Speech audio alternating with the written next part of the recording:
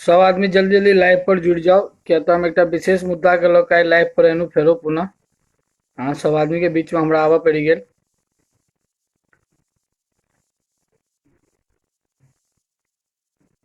जल्दी जल्दी सब आदमी आबि जाओ।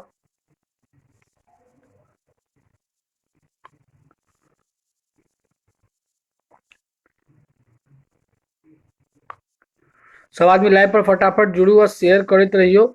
हम कुछ विशेष मुद्दा के लऽ के एखन लाइव एनु है। क्या तो हमरा एखन जे छै से बहुत जल्दी जल्दी में अहाँके मतलब मुंबई से 2 गो फोन आबि गेल। ओहिके बाद 5-7 गो फोन हमरा गुजरात से आबि गेल। ओहिके बाद अहाँके मतलब दिल्ली से सेहो हमरा कंटिन्यू फोन पर फोन आबि रहल है। ओहिके बाद अहाँके मतलब कि मुंबई में कतौ कांदीवली छै, हमरा नहीं बुझल है, भगवान जाने कतऽ छै। आ ओतौ से हमरा कॉल आबि रहल है। तऽ अहाँ सबसे एकटा बहुत हमरा आग्रह अछि जे मतलब जे केओ भी कॉल कऽ रहल छै हुनका सब आदमी के मतलब हमरा मुंबई से एखन कॉल एला कि मतलब मुंबई से कोनो बस चललै बिहार के लेल। जे कि मतलब भाई प्रणाम, अमर भाई, मिता बहुत बहुत प्रणाम अहाँके। ओहिके बाद प्रदीप भाई सेहो प्रणाम। ओहिके बाद अपन मिथिला विकास मंच भाई प्रणाम अहाँ सब गोटा। गुलशन जी जय मिथिला। ओहिके बाद जे छै से हमरा संगे जुड़ल छै तऽ अहाँके मतलब कि ललन कुमार जी, ललन जी भाई की हाल चाल। सब आदमी से हम कहऽ चाहब कि सब आदमी अथी करू। मतलब हमरा जे छै ने बहुत देर के बाद हम आई जे छै से हम ओहि दिन परसू परसू ने मतलब पिछला सैटरडे के हम लाइव आयल छलहुँ, फेर पुनः हम लाइव आयल छी। क्या तो देखियो जे व्यवस्था जे तक ने प्रशासन आ जब तक कुछ जेना कि आई संगठन बनेनाइ बहुत आसान चीज छै। हम अहाँ खूब संगठन बनाउ, खूब काज करू, लेकिन अगर आई विपदा के घड़ी में अगर संगठन काज नहीं केलकै ने तो ई संगठनक काज नहीं होइ छै। बजाबते कि मोदी जी खुद कहलखिन है कि जे भी कोनो संगठन छै ओ आगे आबि कऽ समाज के मदद करे। मतलब कि कोर्ट सेहो परमिशन दऽ रहल छै। हम सब परमिशन में लागल छलहुँ, हमरा मतलब कि हमरा बजाबते परमिशन भेटल। हम कहलिए कि एना एना हम जे छै से मतलब सामाजिक संगठन छी, समाज के लेल काज करऽ चाहै छी, तऽ हमरा परमिशन भेटल। तऽ संतोष जी प्रणाम भाई की हाल चाल। तऽ हमरा ओतऽसँ परमिशन भेटल, हम एहिमे लागल छलहुँ। आ परमिशन भेटलाक बाद हमसब काजो कऽ रहल छी। जेना कि हम पर डे एखन जे अमर भाई के सेहो पता छै, बाकी गुलशन जी के सब आदमी के बुझल है। जेना कि हम पर डे एखन जे छै से अहाँके मतलब 200 लोग के खाना के टारगेट लऽ के चल रहल छी कि 200 लोग के भोजन हम जे छै से पर डे मतलब प्रोवाइड करेबै अपना दम पर, चाहे जब तक हमर पॉकेट अलाउड करते। तो ओ हम दऽ रहल छी सबके कंटिन्यू। ठीक छै, ओ हम दैत रहबै, ओहि लए चाहे जे भऽ जाय।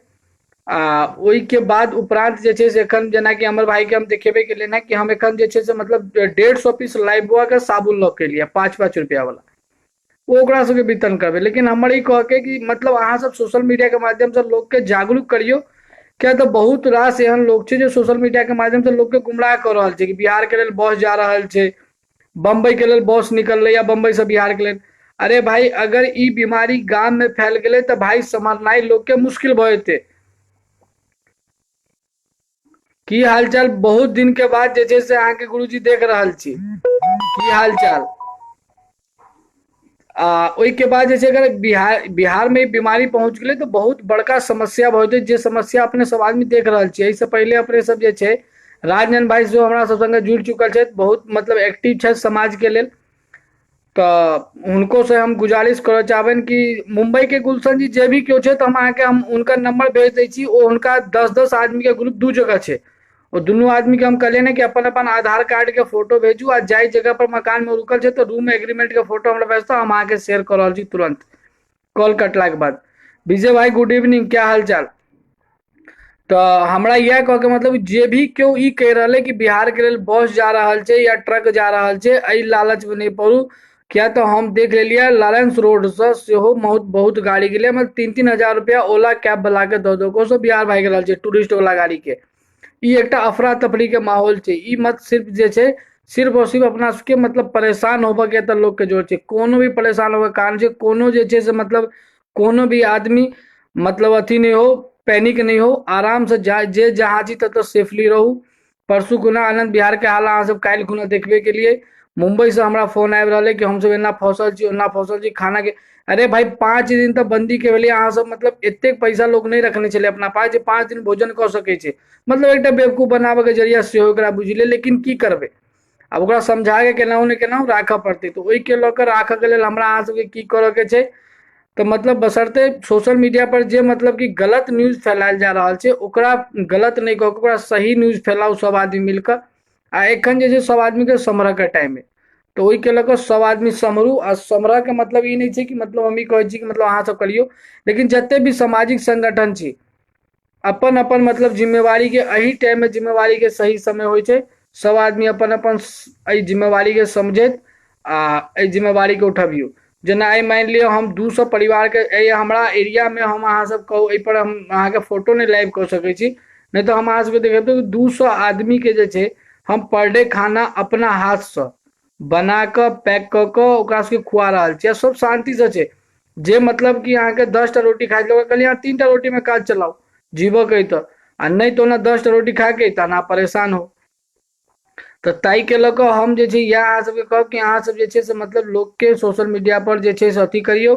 बाकी हमरा कंटिन्यू हमरा सपोर्ट के लेल अमरकांत झा जी जे आजादपुर मंडी में जे छै से एज ए अकाउंटेंट छथि, ओ हमरा कंटिन्यू सपोर्ट कऽ रहल छथि हर रूप से।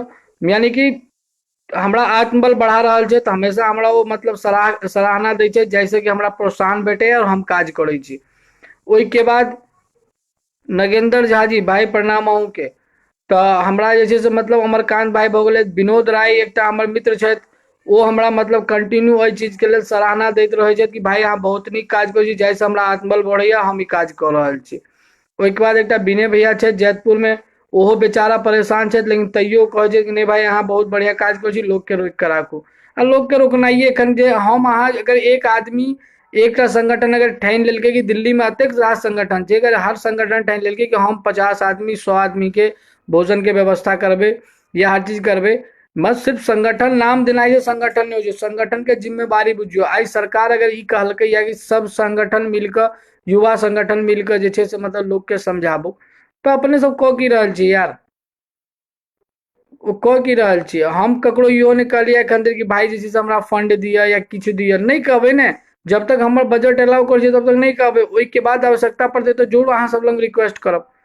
तो मतलब कि एखन जेनाकि दिल्ली से हमर प्रदीप भाई छथि, नरेला में रहै छथि, दाल मिल में जे छै से मुनीम छथि, हमर जे छै मिथिला सेना संगठन के सपोर्टर सेहो छथि, मतलब सपोर्टर के प्रधान सचिव छथि, हुनका तरफ से हमरा भरपूर सपोर्ट भेटल है। नरेला में संतोष जी छथि, संतोष जी से हमरा सबके सपोर्ट भेट रहल है।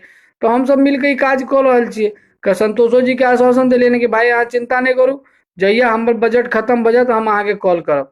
ओनाही प्रदीपो जी छथि, ओ हमरा संगे 24 घंटा छथि। गुलशन जी मुंबई में छथि लेकिन हुनकर 24 घंटा ध्यान दिल्ली में रहै छै। एहि सबके कारण की छै, एहि सबके इएह कारण छै कि मतलब एकटा सामाजिक एकता। एखन जते भी गुमराह लोग छै से अपन यूपी बिहार के लोग छै, आ सबसे ज्यादा बिहार के लोग छै। आ देखियो जेहो केओ लोग पलायन कर रहल छै ओकर मतलब ओ किछु यूपी के लोग छै, किछु परसेंट बिहार के लोग छै, लेकिन तैयो बदनाम अपन यूपी बिहार के लोग भऽ रहल छै, बिहारी भागि रहल छै। एहन किछु नहीं छै। दोसर बात, जे भी कतौ जतऽ कतौ जे भी बिहार के लोग छै, हम इएह रिक्वेस्ट करब सब आदमी शांति से ओहि जगह पर बनल रहू। हर चीज के व्यवस्था छै। दिल्ली सरकार जगह जगह खाना के कैंप लगेलकै, खाना के कैंप में अहाँके कोनो दिक्कत भेल तो अहाँ जे छै से लोग के कांटेक्ट करियो। हमर सबके कांटेक्ट नंबर फेसबुक पर है, अहाँ सब ओतऽ से नंबर लऽ सकै छी। हर आदमी कांटेक्ट करे ला तैयार छै, हर आदमी बात नहीं ओतौ नहीं व्यवस्था भेल तऽ हमरा फोन करू, हम अहाँके व्यवस्था करब। अहाँके रह के भोजन के कोनो चीज के दिक्कत नहीं छै, हर चीज पर्याप्त मात्रा में एतऽ छै। बट अहाँ सब अफरा तफरी नहीं मचाउ, कतौ गाम नहीं भागू, कतौ नहीं भागू। तो जतेक भी आदमी जुड़ल छै हम सबसे एकेटा बात रिक्वेस्ट करब कि सब आदमी सिर्फ सोशल मीडिया पर एते बात एहि चीज के जो है कि केओ गलत न्यूज फेक न्यूज दऽ रहल छै ओहि के खिलाफ आवाज उठाउ, ओकरा शांत कराउ। किया तऽ आई फेक न्यूज के वजह से जे छै आई बहुत लोग जे छै से मतलब कि दिल्ली से बिहार के तरफ पलायन कऽ चुकल छै, यूपी के तरफ पलायन कऽ चुकल छै। जखन कि आई सिर्फ 5वां दिन छै, कोनो पैनिक होबे के जरूरत नहीं छै। अगर एहि बीमारी में संग नहीं देबै सरकार के तऽ अपने सब दरभंगा के जे छै चमकी बुखार के परिस्थिति देख चुकल छियै। अगर बिहार में बीमारी फैल गेलै तो चमकी बुखार के बिहार में अहाँके बुखार के दवाई अवेलेबल नहीं छै। बिहार के अंदर बुखार के दवाई अवेलेबल नहीं भेटैत छै डॉक्टर लग में। की अहाँ सब मधुबनी के सदर हॉस्पिटल से या चाहे दरभंगा के डीएमसी से की उम्मीद राखि सकै छै अगर गाम में कतौ बीमारी फैल गेलै तऽ? दिल्ली सन के शहर, मुंबई सन के महानगर में हम अहाँ छियै, एतऽ हर चीज के इलाजो भऽ सकैए। ओतऽ अहाँ हमरा कोन चीज के इलाज अहाँके हमरा प्रोवाइड भऽ सकैए से कहू, इलाज नहीं भेटत। लोग परेशान भए थे। गाम में ई बीमारी फैल गए, धिया पुता छै सब आदमी के मन छै कि भाई एखन एते आपदा एले तो घर जाके बैसी, लेकिन कोनो दिक्कत नहीं छै ने। जे जतऽ छै ओकरा ओतऽ फोन कर कहिते भाई हम सेफ छी, तू सब सेफ रह, घर से बाहर नहीं निकल। सरकार के मदद केनाइ सबसे बेसी जरूरी छै एखन। आई अतेक अतेक विपत्ति में सरकार जखन ई बात कहि देलकै कि लॉकडाउन सब कुछ बंद, ताई के बाद कोन जोड़ी अपना सबके पैनिक होबऽ के या ककरो पैनिक करऽ के। जकरा बुते जे भऽ रहल है वो मदद कऽ दियौ। जकरा से जते जे जते छी, हम ई नहीं कहै छी, जे जते छी अपना आस पड़ोस में लोग के जागरूक करू, कतौ नहीं घर से बाहर निकलू, घर में सब आदमी रहू। घर में जे मतलब जे अहाँ सबके भोजन के व्यवस्था है तो करू, नहीं व्यवस्था भले तखन हमरा सबके जानकारी दियौ, तखन हम सब किछु ने किछु मदद करऽ के कोशिश जरूर करबै ने। हर जगह पर हम सब मदद करे ला तैयार छियै, लेकिन पैनिक नहीं हो, अफरा तफरी नहीं मचाओ, अपना अपना घर में रहू। कोनो भी सरकार के कोनो गलती नहीं छै। हम माने छियै लाख बुरा छै नीतीश कुमार, लेकिन आब की करबै, एहि कंडीशन में बिहार भागि कऽ जेबै तहन तऽ आर फंसि जायब। तैं हम फिर अहाँ सबसे रिक्वेस्ट करै छी, कोनो आदमी अफरा तफरी नहीं मचाओ, हर चीज के पूरा बंदोबस्त छै। आई मान लिअ मिथिला सेना एकटा सबसे छोट संगठन, लोग कहै छै कि अरे ई धिया पुता सब की करते, धिया पुता सब की करते। आइ हमर मतलब कि बिहार के झंझारपुर क्षेत्र में, मधुबनी में, दरभंगा में आशुतोष जी लागल छथि, झंझारपुर में रोशन गुरुजी, नीतीश जी, ई सब लागल छथि। लोग के एखन जे दिल्ली से लोग बम्बई से भागि भागि के जा रहल छै, ओ लोग से इलाज नहीं जाके करवा रहल छै। यार की दिक्कत है, अहाँ जाके इलाज करवाओ, तक बाद अपन घर जाओ, समाज में जाओ। वो सीधे जाके घर में जाकर नुका रहे छै। अगर अहाँ नुका रहबै तो कैटा क्या बीमारी बढ़ा देबै अहाँ सब। एहि चीज के लिए लोग के अपना सबके जागरूक करे के, सबसे पहिल बात है कि लोग के जागरूक करू। आ कोनो चीज के दिल्ली में कमी नहीं छै, भोजन के व्यवस्था भरपूर छै, रह के व्यवस्था छै। सब आदमी शांति से रहू। 21 दिन के टाइम छै, 21 दिन के टाइम काटू, ओहि के बाद 21 दिन के बाद सब आदमी सोचबे कि हमरा कतऽ जेबाक है, नहीं जेबाक है, की करबाक है, ओहि के बाद सोचल जेतै। तब तक सब आदमी जे जतऽ छी ततऽ शांति से रहू, स्वच्छता से रहू। आइयो जे छै से हम मतलब कि एकटा हमर सहयोगी से सहयोगी से मतलब कि कहलत कि भाई जे हमरा सबके तऽ हाथ ताथ धोबऽ के दिक्कत होइया, हम 150 पीस जे छै से लाइफबॉय साबुन के टिकिया लेलहुँ हैं। अब काल्हि भोरे हम अगर अहाँ सबके जकर वीडियो हम शेयर करब फेसबुक पर, काल्हि भोरे हम ओ लाइफबॉय के साबुन वितरण कर रहल छी कि ककरो दिक्कत नहीं हो। 200 आदमी के पर डे हम भोजन करा रहल छियै। आ हम जे कंटिन्यू फेसबुक आ सब चीज पर माध्यम पर हम शेयर सेहो कऽ रहल छी। हम कंटिन्यू 200 लोग के भोजन करेबे, जब तक कि हमर बजट अलाउ करते हम कंटिन्यू सबके 200 आदमी के भोजन करबैत रहबै, कोनो दिक्कत नहीं छै। कोनो अफरा तफरी मचाबे के जरूरत नहीं छै। अगर कोनो आदमी के मन में कोनो पैनिक क्वेश्चन होइया तऽ अहाँ से हमरा से क्वेश्चन पूछ सकै छी, हम अहाँ के जवाब देब। विजय भाई की हाल चाल, बहुत बढ़िया भाई। तो वह हम अहाँ सबसे कह चाहे छी कि जे भी कतो, मनोज शर्मा जी भाई प्रणाम, विजय कुमार विजय जी जय मिथिला भाई, जय मिथिला सुपर की जहाज दीप किरण मौसी जी प्रणाम। तो हम वह कह चाहे छी कि अहाँ सब बिल्कुल भी परेशान पैनिक नहीं हो। हम सब हर रूप से अहाँ सबके सब मिथिला सेना परिवार अहाँ सबके हर रूप से सपोर्ट कर ले, मदद कर ले तैयार है। हम सब अपन जान जोखिम में डाल के रोड पर उतर चुकल छी। अहाँ सब अपना अपना घर में सेफ रहू। हम गुलशन जी अहाँ के बस मुंबई वाला डिटेल भेज रहा छी, लाइव खत्म कऽ के हम अहाँ के मुंबई वाला दुनू आदमी के नंबर भेजे छी। आ हुनकर जे छै से मतलब हमरा हुनका सब आदमी के हम कहलिए अपन अपन आधार कार्ड के फोटो भेजू, ओहो भेजता, ओहो हम अहाँ के भेज देब। किया तऽ पंजाब के अंदर 2-3 गो एहन केस पायल गेलै है कि लोग फोन कऽ के कहलकै हमरा घर में खाए के राशन नहीं है, कुछ नहीं। जखन पुलिस ओकरा घर पर राशन देवा पहुंचले तो ओकरा किचन में सब किछु एलै है। तो एहनो केस बहुत आबि रहल छै, ताई के लऽ कऽ हम आधार कार्ड मंगा रहल छियनि सब आदमी के। जे भी केओ हमरा बाहर से फोन कर, आइ काल्हि हमरा दिल्ली के साकेत से फोन आयल छल, आइयो दिन में हुनका ओतऽ हम सामान पहुँचबेलियनि, फिर पहुँचाबे के कहि देलियनि कोन चीज के दिक्कत है तो हमरा फोन करब। भाई हम सब एहि से बेसी आर किछु नहीं कह सकै छी। जे अहाँ के मदद के तौर पर आब ई जे कहब कि मतलब एहि मदद के तौर में हम ककरो 56 भोग खुआ दी, से हमरा सबके बस के बात नहीं है। सिंपल दाल चावल रोटी सब्जी कढ़ी चावल जे मतलब नॉर्मल चीज होइ छै से हम अहाँ सबके फूड जरूर प्रोवाइड कराब। ओहिके लेल कोनो दिक्कत नहीं छै, भरपूर मात्रा में हमरा लग में सब किछु छै। आ हम जे छै से मतलब मिथिला सेना परिवार के तरफ से फिर अहाँ सब आदमी के आश्वासन दऽ रहल छी, हर चीज के अवेलेबिलिटी छै। प्रदीप जी की लिखलिए बहुत आदमी, देखियो लॉकडाउन आगू होबे के, किशन मोहन राय भाई भाई प्रणाम, क्या हाल चाल भैया। तो देखियो लॉकडाउन आगू होबे के एखन कोनो बात नहीं छै। अगर जेना अहाँ सब रोड पर पब्लिक जेना कि मतलब लॉकडाउन के धज्जी उड़ा रहल छै ने, ताहि हिसाब से जे छै से मतलब आगा बढ़ाबे पड़तै ने। अगर जे छै अगर 21 दिन के अंदर सब शांति से घर में रहते तो कोनो एते ज्यादा सीरियस मैटर छै, लेकिन कि लोग एहि चीज के मानि नहीं रहल छै, सब रोड पर दौड़ रहल छै तऽ की हेतै। वो बढ़ाबे पड़ते ना, ओकरा मजबूरी के वजह से बढ़ाबे पड़ते, गलती सरकार के नहीं छै। एहिमे हम दिल्लियो सरकार के कोनो गलती नहीं देबै, दिल्ली सरकार बहुत बढ़िया व्यवस्था कर रहल छै, जगह जगह खाना के व्यवस्था कर रहल छै, रह के व्यवस्था कर रहल छै। तेनाही अहाँ के मतलब जे छै से के सेंट्रल गवर्नमेंट सेहो जगह जगह रह के व्यवस्था कर रहल छै, भोजन के व्यवस्था कर रहल छै, हर चीज के पूरा व्यवस्था छै, जगह जगह हर चीज के बंदोबस्त छै। लेकिन अहाँ सब एहि चीज के नहीं मानबे तो ओहिमे किछु नहीं भ सकैया। अहाँ सब आदमी से फिर हम पुनः वह रिक्वेस्ट करब कि सब आदमी अपना घर में रहू, सेफ रहू, शांति से रहू।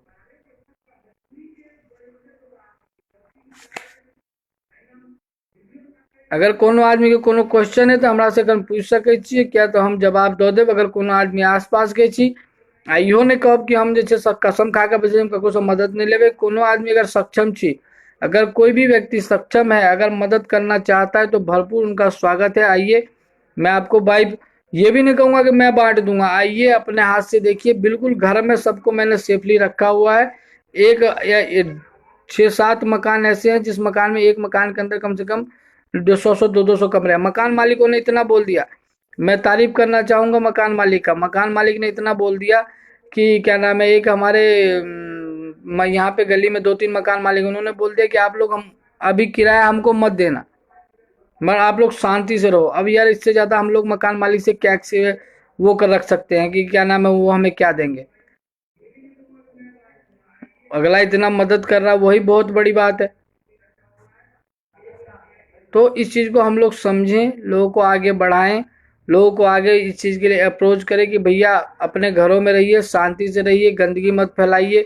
दिन में कम से कम 4 बार 5 बार 20 मिनट तक हाथ धोइए, साबुन से हाथ धोइए, कैसे हाथ धोना है, हर चीजें लोगों को हम लोगों को बताना पड़ रहा है। क्यों बताना पड़ रहा है? क्योंकि ये मजबूरी हमारी है।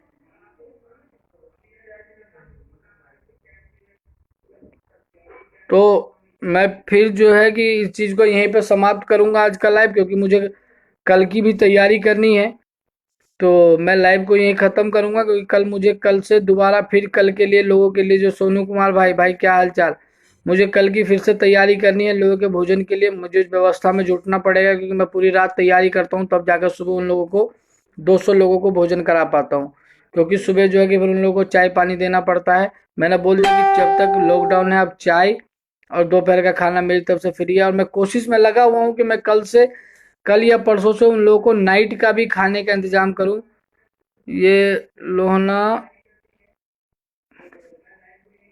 नहीं, जो लोहना का आदमी सब फंसा हुआ था गुलशन जी, उन लोगों के पास जो है कि राहत सामग्री पहुंच चुकी है। 5 किलो चावल, 5 किलो आटा, 1 किलो सरसों का तेल और क्या नाम है 3 किलो आलू उनके यहाँ पे पहुंच चुकी है। और वो लोग इस काम के लिए, मैंने उनसे बात कर लिया, वो कह रहे ठीक है।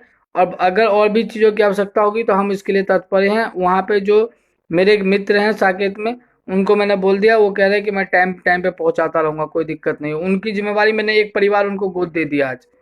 ये 10 लड़के जो वहां पे फंसे हुए हैं उनको, यार सोचने, छोटी सी बात है, सोचने वाली बात है। आप लोग सोचिए ना यार, जो बंदा 10-10 सालों से नौकरी कर रहा है, 3 दिन के लॉकडाउन में उसका राशन खत्म हो गया यार।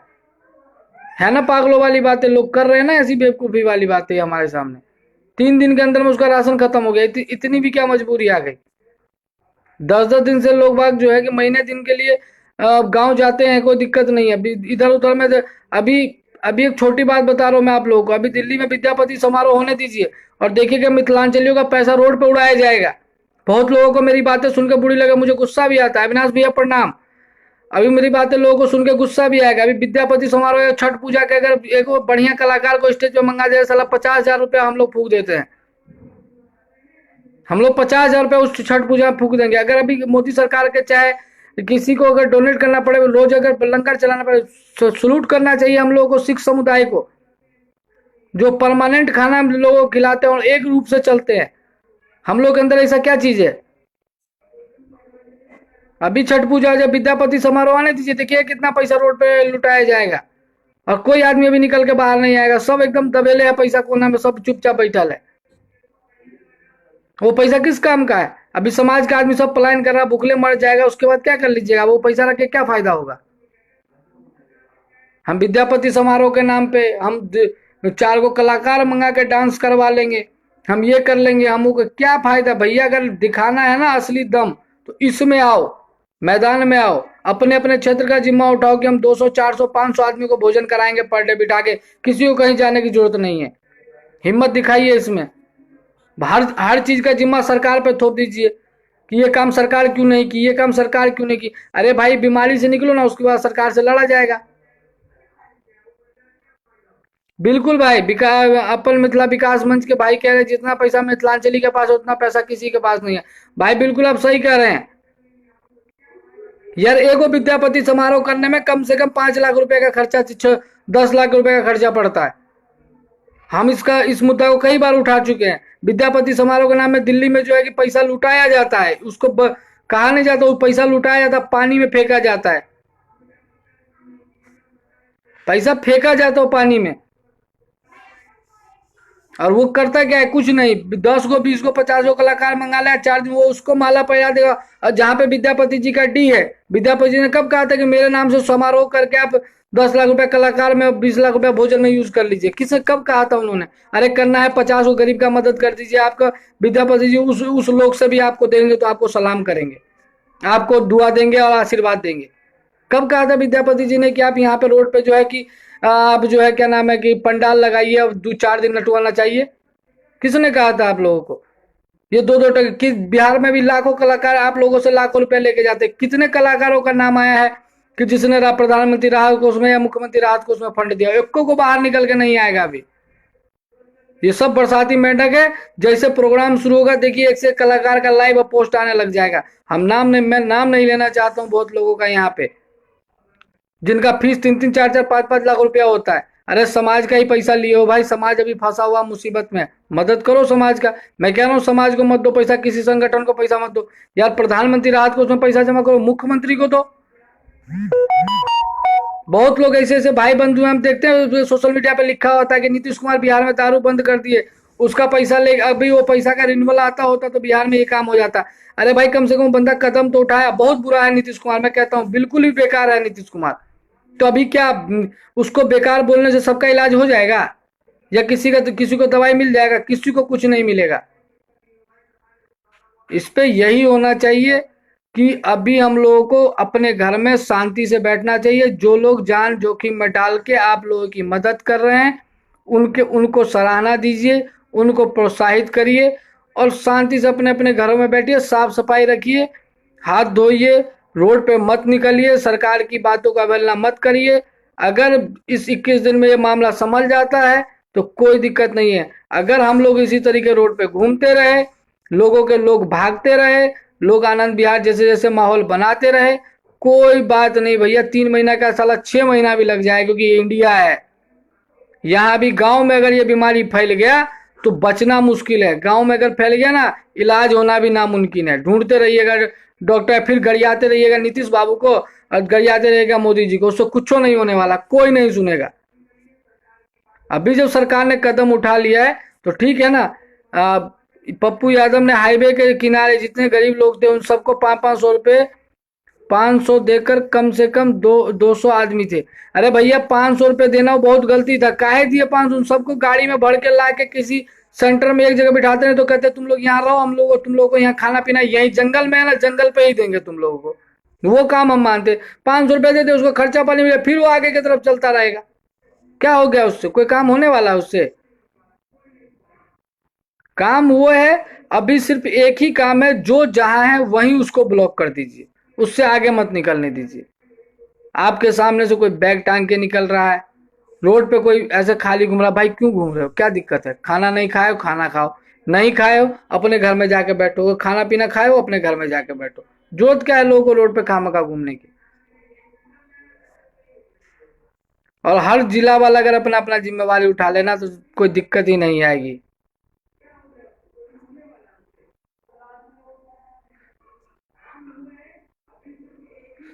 वो तो आएगा ही आएगा। देखिए ज्यादा परेशानी होगी, आर्मी उतारनी पड़ेगी। आर्मी उतारनी पड़ेगी, और ज्यादा समस्या होगी। अभी हम लोग भी आप लोगों के पास पहुंच रहे हैं, आर्मी उतरेगी, हम लोग भी नहीं पहुंच पाएंगे। हम लोग का जैसे अभी जो है कर्फ्यू पास बनाया गया, थाने से मुझे कर्फ्यू पास मिला, मैं लोगों तक पहुंच रहा हूँ, लोगों से बातें कर रहा हूँ, लोगों को समझा रहा हूँ। आगे जाके दिक्कत आएगी, हम लोग की पास भी कैंसिल होगी, फिर वही होगा जो घर में नून रोटियां खाइए, नहीं तो ज्यादा रोड पे निकले तो डंडा से पिटाइए। गोवा में है, गोवा में पूरा तरह लॉकडाउन है, कोई दुकान भी नहीं खुला हुआ। यहाँ तो सरकार ने ये भी छूट दी भाई, परचून की दुकान, दूध की दुकान, ब्रेड की दुकान, राशन की दुकान, ये सब सब्जी की दुकान खुलती रहेगी, दवाई की दुकान खुली रहेगी। जाइए, जो जरूरत की सामान है ले लीजिए यार, घर में आके बैठ जाइए, क्या जरूरत क्या है रोड पे निकलने की। चलिए ठीक है, सब आदमी से मैंने बहुत ज्यादा टाइम ले लिया आप लोगों का, इसके लिए माफी चाहता हूँ। मैं फिर दोबारा, मेरा आप लोगों से हाथ जोड़ के यही सब अनुरोध है कि अपने घर में रहिए, शांति से रहिए, सुरक्षित रहिए, कहीं अफरा तफरी मत मचाइए। बहुत लोग आपकी सेवा में लगे हुए हैं, आप तक खाना, राशन, हर चीज पहुंचाया जा रहा है और पहुंचेगा। आप लोग बिल्कुल बेफिक्र रहिए और शांति से रहिए, अपने घर में रहिए। थैंक यू, धन्यवाद, प्रणाम सब गोटा के। पुनः फेर से जते भी मैथिली सबके प्रणाम कर छी। अगर हम लाइव में कोनो गलत बात बाजि चुकल हो तो माफी चाहे छी, लेकिन फिर हम वह बात कहब कि फालतू के प्रोग्राम सब में पैसा नहीं बर्बाद क के एहि सामाजिक काम में पाई लगाओ, ई पाई अहाँ के सार्थक मानल जात। धन्यवाद, बहुत बहुत प्रणाम अहाँ सब गोटा के।